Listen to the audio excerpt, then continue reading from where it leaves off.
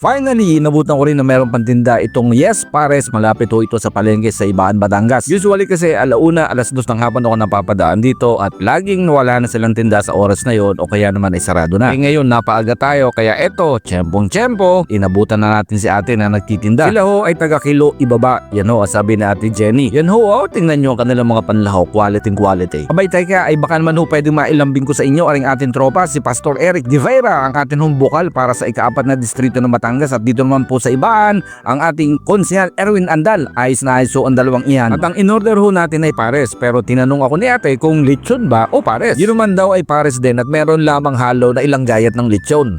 Ay pagkakaganda ng kulay, pagkakasarap ng itsura. Pero bago ang lahat ay atin munang timplahan sili, bawang yata are, at isa pang malaki-laking gayat ng mga bawang, onion spring para mas lalong mabango, kalamansi pantanggal ng anggo, at konting sweetik na patis. Ido nga ang laman, aba ay talagang banga. At yan naman ang gayat-gayat na lechon, aba ituring nga na may lechon na rin ay pagkakadami. Sabaw sa kanain. Ang pangalan ho na rin ay Yes Pares ng masa. Aba ay talaga hong pang masa, kita nyo naman sa dami ho ng mga nadating, kaya dapat ho pala talaga ay maagang pumunta din para hindi magkaubusan. At talagang naubos ko ang akin ay igop sabaw ay out din nyo side na side. Pasuyo naman ho ulit mga kababayan, Pastor Eric De Vera para hubukal ng ika-4 na distrito ng Batangas at Erwin Andal bilang konsehal ng bayan ng Ibaan. Aba, siyempre, rusi lamang ang sakalam. Ay, siya, andyan na ho muna kayo.